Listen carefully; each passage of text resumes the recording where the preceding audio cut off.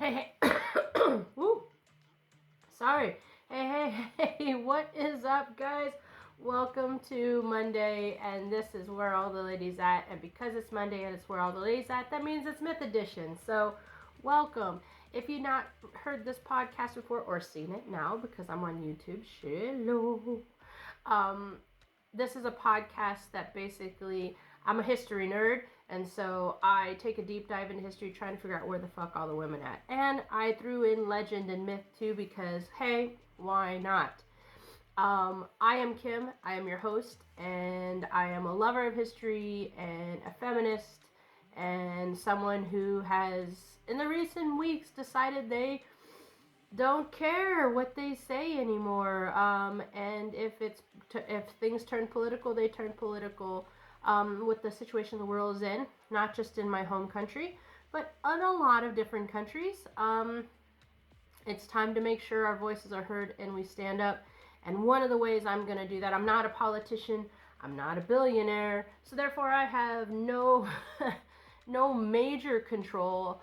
A couple of the things I have is my voice, and I have the ability to share knowledge with people. That's what I love to do. I love to learn and share things with you guys. And so I think sharing the female story, whether that be in history, whether that be in legend, whether that be in myth, is valuable in this time and age. And I think the lessons are still pretty viable as well. So with that being said, I want to say happy Black History Month. This is the last week of Black History Month. And next month we do Women History Month, which is going to be amazing. As a little preamble to that, there may be a couple of women that stood up to fascism and some very interesting philosophers. Because why not? There are women philosophers, and a lot of those don't get the credit unless you're into philosophy, right? It seems like everybody, Joe Blow in the world, knows who Friedrich Nietzsche is, but nobody knows who Hannah Arendt is unless they're into philosophy or, sociology and that kind of thing. But the average normal individual, I think many of them don't. So that's kind of a preview of what we got coming next month, but I don't want to jump that far because we're still in Black History Month, and we have covered some amazing African goddesses and amazing Black women. If you haven't seen those, go back. I've covered Sister Rosetta Tharpe, Madam C.J. Walker, and Josephine Baker, and this week on Thursday's episode we'll be covering Ida B. Wells. So I'm looking forward to that.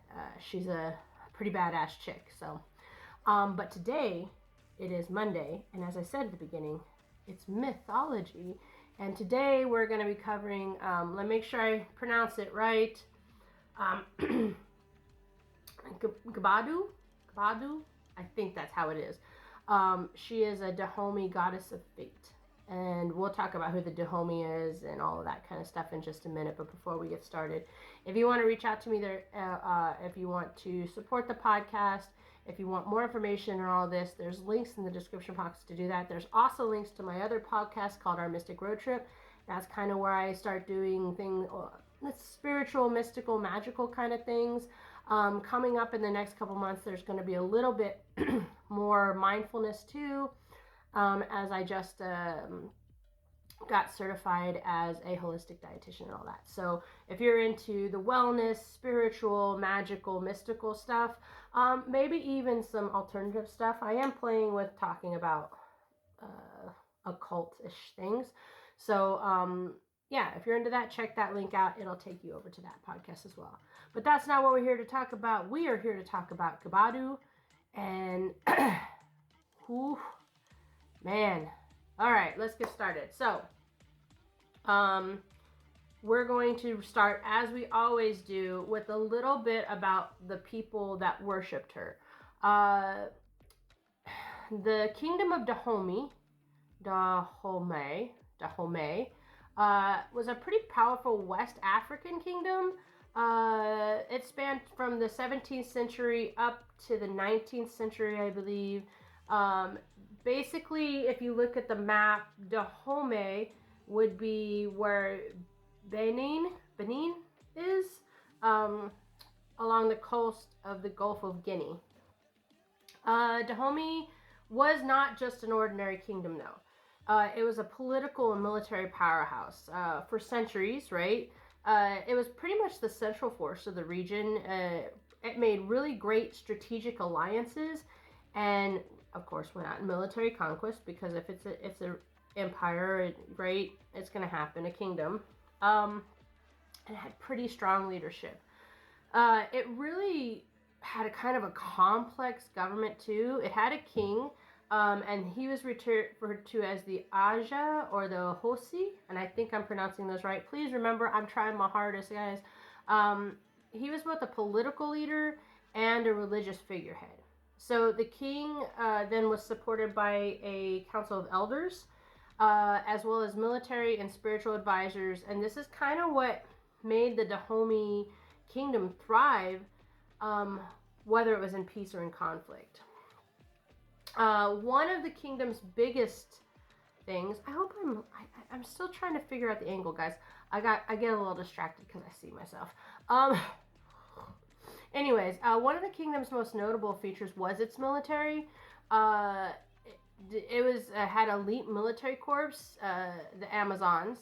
Of course, they were a group of female warriors, specially trained in combat, known for their incredible strength. The Amazons were considered some of the most formidable fighters in the world, and they kind of fought alongside the men on the front lines.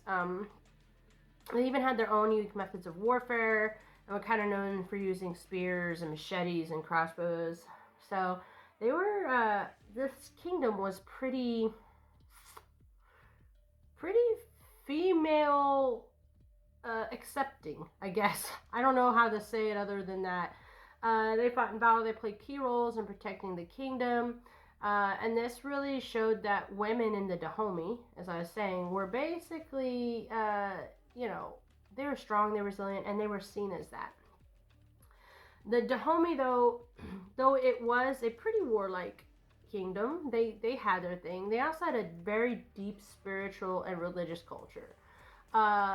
So they kind of believed that the world was connected to a divine realm, and that, of course, was where the gods and goddesses and spiritual forces. It's not anything really new, because most of the older kingdoms had that, but they kind of had this pantheon of gods and goddesses, and everyone represented, of course, different aspects. This is same thing as most other countries, kingdoms, sorry, whatever.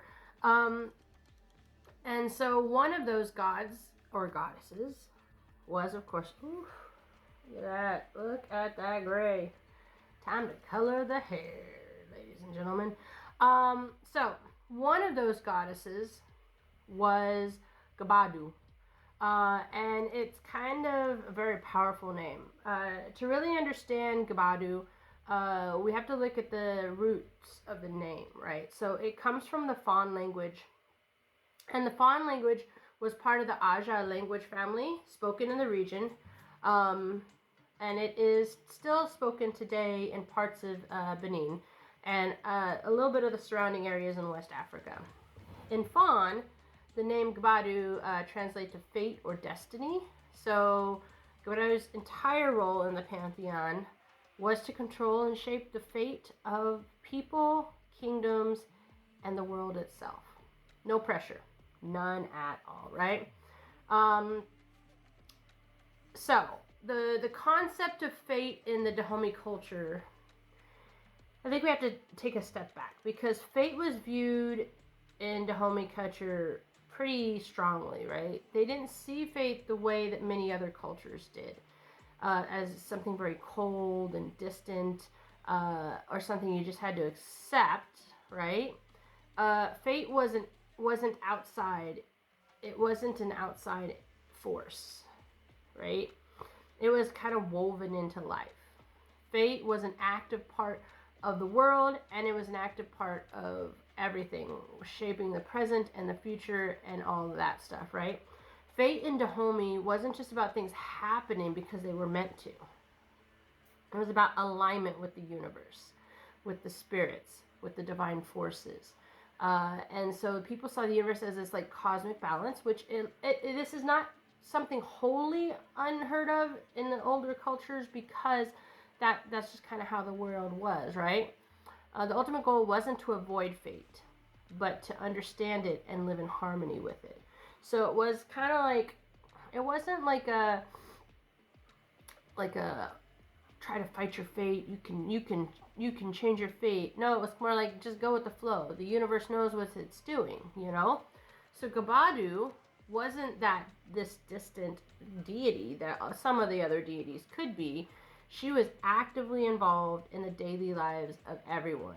It wasn't a passive role for her. Like, she was the final decision maker on someone's life. She was part of the process and how those destinies really played out. So let's dive a little bit more into Gbadu, right? So, central deity, like I said, as the goddess of fate, she influenced the course of events, right? She really controlled fate and the turns and twists of life, which is kind of important.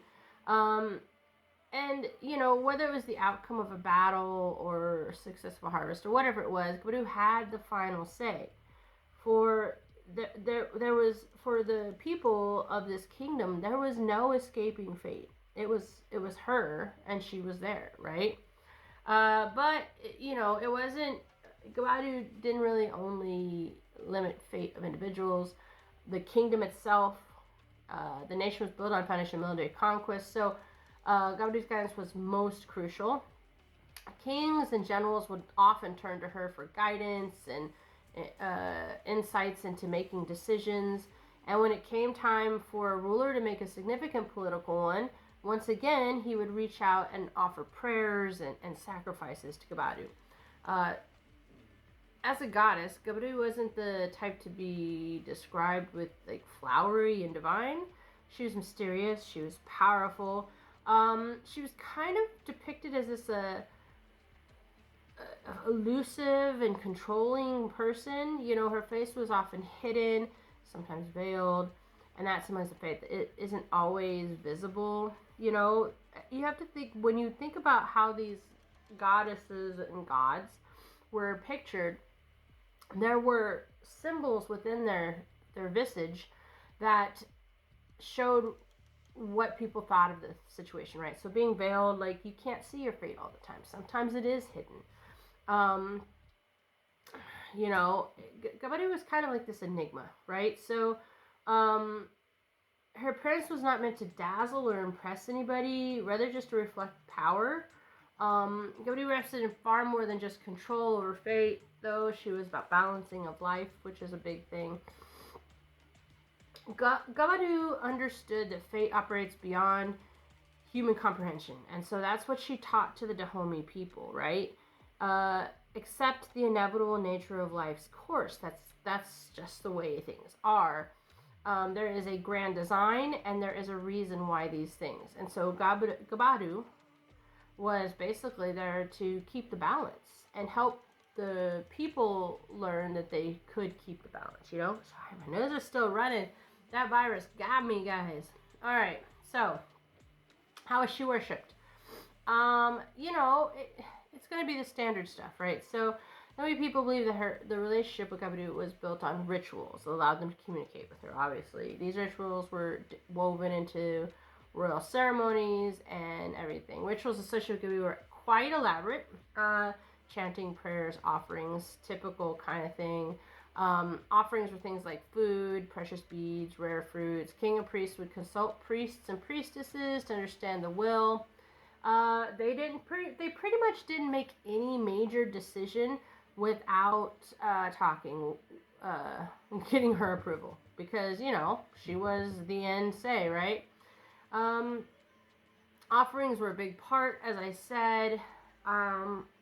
You know, so when we say offerings, sometimes people look at sacrifices, and so sacrifices did happen, like in most older religions, right? Some of the more intense ceremonies, of course, required animal sacrifices. Particularly a lot of the times goats and chickens. These were really considered to be sacred, and so they were big gifts to her. The sacrifices were seen as an offering, to the goddess to ensure that guidance would come down to them, so that she would talk to them, so she would guide and steer them towards the right direction, The blood of animals served as a bridge to the divine kind of thing, and that kind of is the way it was in most religions. Sorry guys, I have this hair and it keeps I just cut it, so it's fresh cut. The way the people worship reflected how deeply they felt about fate, right? So, one of my favorite things I've been doing is doing a little bit about archaeology. Once again, I will repeat it till I am blue in the face. Archaeologists are my heroes, and they should be given more, more time in the spotlight. So, when it comes to direct evidence of Gbadu, it gets kind of complicated. Unlike the ancient Egyptian pantheon, there was a lot of records and relics and religious practices and everything that were kind of written out for us. The Dahomey kingdom didn't really leave behind a lot of obvious traces. There are, though, still some archaeologists that work in that region that have managed to kind of uncover some artifacts, and some of those could really point to Gbadu's influence. There's not a lot of statues. There's not a lot of depictions of her face. Maybe one of the most significant findings came from archaeologists in Dahomey, where artifacts like statues, carvings, and pottery have been discovered. Of course, there's certain motifs and themes that suggest the presence of Gbadu. But nothing has been confirmed. Overall, the kingdom's religion strongly points to the idea that Gbadu held a central place, but there's no definitive answer. Shrines and temples can offer some insights, but archaeologists have uncovered some ruins of sacred spaces, not a lot. And it's really impossible to say definitively which god or goddess that the shrines were there to. It's, but you can imagine with the importance that she seemed to have, what would happen there, what they would look like. The fact that these places were built, is just amazing. So basically, the archaeological records doesn't really give us a very complex image of Gbadu's worship itself. There are enough clues, though, to kind of show that she was a very significant deity. Of course, because she was the goddess of fate, and the way that the Dahomey held fate in such high regard. That's one of the biggest points that really paint the clear picture of her role in their society. And that's kind of the archaeological piece. So, now is the time we're going to do a little story, like always. So, per the usual, please grab your beverage of choice, whether that be a hot cocoa or a cocktail, and get your blankie and snuggle up with your kitty cat, and let me tell you a story about Gbadu. So, once upon a time, there was a young cocky warrior named Adafulake. I hope I pronounced that right. This guy had big dreams. He was determined to become the greatest hero that Dahomey had ever seen. And Adafulake talked the talk, he walked the walk, and truly believed his destiny was to conquer and rule. He figured nothing could stand his way, not even the gods themselves. After all, who needed fate when you had confidence? Well, as you might guess, fate had other plans. One day, while out on a quest, Adafulake crossed paths with Gbadu. Holy Lord. And things got interesting. Out of nowhere, she appeared before him, silent, still, and towering in front of him like an immovable force. The moment Adafulake locked eyes with her, something strange happened. His once unshakable strength began to fade. He wasn't as fast, as strong, or as clever as he had been just moments ago. His weapon felt heavier, and the fire in his heart turned to ash. The bravado that had once fueled him was now gone, and he felt small, almost powerless. Totally caught off guard, Adolfo, desperate and bewildered, begged her, "Why are you doing this to me? I was meant to be a hero." And then, without a hint of emotion, simply looked at him and spoke, "Your fate was never yours to control. It was always mine." With that simple but powerful statement, Adolfo Lake's journey took an unexpected turn. He learned the hard way that no matter how much you believe you control your destiny, it's fate, Gbadu's influence, that truly calls the shots. Fate doesn't follow anyone's plan. It follows its own course. This myth isn't just about an arrogant warrior. It is a lesson to us all. Gbadu teaches that no matter how much we plan, how hard we strive, or how confidently we walk our path, fate has a way of stepping in when least expected. And sometimes we just have to accept that things are beyond our control.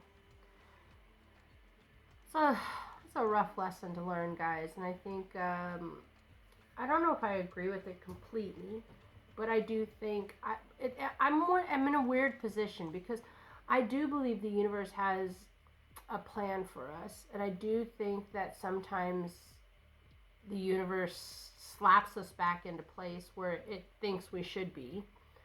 But I don't necessarily know if we're totally out of control. We still have the will to choose going left or right, right? That's how I always describe it to people when I do my coaching and all that kind of stuff, is that if I tell you something's going to happen, you still have the choice of going right or left, right? And if you choose to go right, maybe exactly what we think is going to happen, right? But if you choose to go left, it doesn't mean it's not going to happen, but it may happen in a different way. You still have some sort of guidance. Granted, the universe is going to guide you towards the right path, and if you choose the wrong path, sometimes it happens, right? So I do think it's an important lesson to know that, sometimes things happen unexpectedly, and it's those that can, roll with the punches, or that can calmly figure out the exit strategy, that are going to be less anxious and less stressed out. I don't know if that made any sense. I might be rambling a little. It's a possibility. Alright, guys, so that is Gbadu. So her influence and stories still resonate today. Of course, people don't worship her like they used to, obviously, because most of the world has gone towards a monotheistic religion, be that Christian, Islam, whatever it is. But there's still probably some people out there that rock the old religion. Her role as the goddess really reminds us life is kind of unpredictable. Life is very unpredictable. You can make plans all you want, but sometimes the universe, as I like to say, steps in and slaps you down. So just,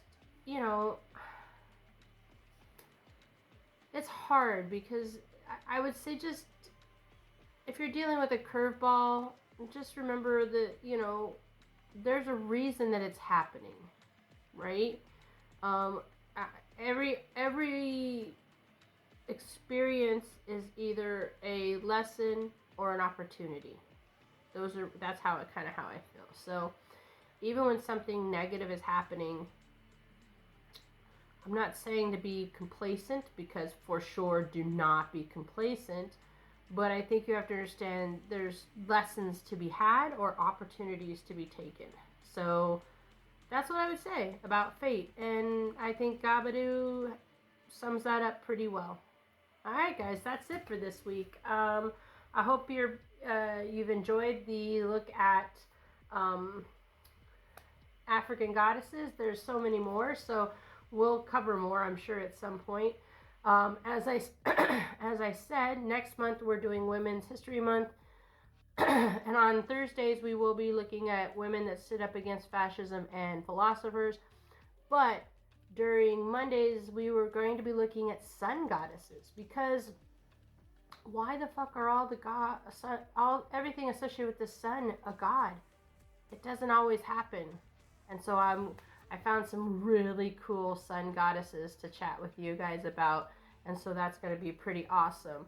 I hope you enjoyed a look at these African goddesses for Black History Month, and I hope you have learned something this month. Don't forget, we have one more episode, and that is this Thursday, and it is going to be Ida B. Wells, and I'm super stoked about talking about her. And as I always said, make sure you go back and check out the others, because these women's histories, first of all, no matter what color they are, is important, because we contribute to history too. And unfortunately, as far as I can tell, unless you're doing a specific women's history, most of the time it's pretty much controlled by men. And there was a lot of women that had a lot of play in things that happened, and they deserve their time in the spotlight, and they deserve their stories to be told, because every piece of history is a piece of history. It's not all just about white Christian men.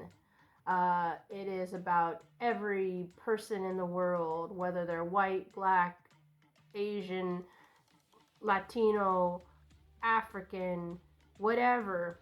It's about all of their stories, because history is not made by one specific group. History is made by us all. And yeah, that's all. That's kind of what I want to say this month. All right, guys, I hope you enjoyed. Make sure to come back on Thursday, and also next week when we start Women's History Month. I'm super stoked about some of that stuff, and I hope you're having a wonderful time. And remember, your voice is your power, and your strength is your community. All right? So I love you guys. Be safe out there.